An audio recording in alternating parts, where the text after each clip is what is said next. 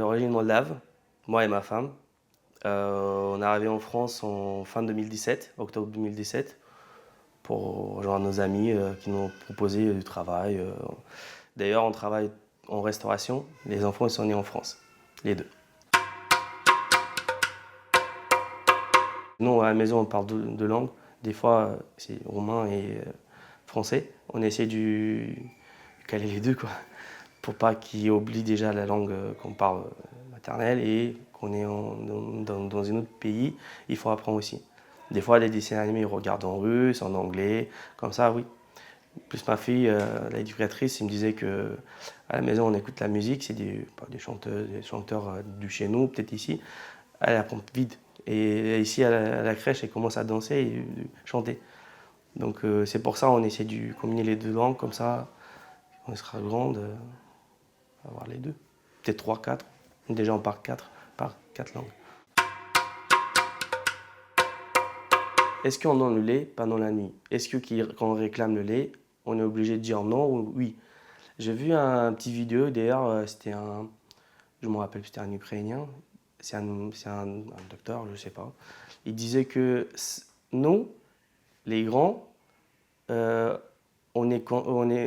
comprend que quand il faut pas. Les enfants, ils ne comprennent pas ça. Quand ils réclament le lait, ça veut dire qu'il a besoin. Quand il commence à pleurer la nuit, il a besoin de quelqu'un à côté. Quand je sais pas, peut-être il est malade, il peut pas dire, mais il réclame le lait parce que pour lui, le lait c'est un soulagement. Mais le médecin il dit ici, ouais, il faut arrêter, c'est pas normal qu'il mange la nuit. Mais s'il réclame ça, ça veut dire que lui, il a besoin. S'il commence à pleurer la nuit, ça veut dire qu'il a besoin de nous à côté. S'il demande de dormir avec toi, il faut le faire. Il ne faut pas le refuser parce qu'ils sont petits. Et là, je suis d'accord avec ça parce que là, on voit avec mon fils surtout, il réclame le lait. Mais non, on mélange avec de l'eau. C'est pas grave, mais il réclame, il est content. Après, il dort. C'est bien. Chez nous, c'est comme ça. L'enfant, s'il a envie de dormir avec toi, tout le temps. Il ne faut pas les séparer, en fait. Il n'y a pas d'âge pour séparation. C'est pour ça, chez nous, c'est différent aussi. L'enfant, il a besoin, il va dormir même jusqu'à 6 ans avec le parent. C'est une différence. Peut-être pas ici en France, je ne sais pas, c'est différent. Je sais que c'est différent.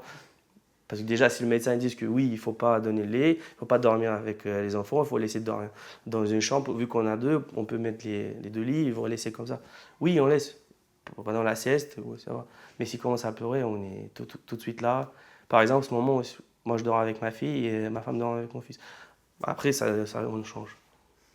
On ne peut pas maintenant mettre tous les deux ensemble parce que il se réveille la nuit, c'est différent. Là, il va crier, mon fils va crier, ma fille non, par exemple, ou à l'inverse. Quand on fait le biberon le soir, ou peut-être on donne un peu de lait à la sieste l'après-midi, on fait une moite-moite l'eau et le lait. Quand on le prend, il comprend que ça va être la sieste. Et nous, on part dans la chambre et lui, il commence à crier dodo, dodo, dodo. Et oui, lui, il se met directement dans le lit tout seul. Ma fille pas encore parce qu'elle est petite, mais petite taille. Parce qu'elle n'arrive pas à taper. Mais mon fils, ouais. Même le soir, on a vu ça chez quelqu'un, des amis à nous. Quand c'était l'heure, 21h, c'était précis, 21h ou 22h, ça dépend on était en hiver. Il disait oui, on va se coucher. Il préparait bien en cuisine, il était bien, hop, les enfants, direct.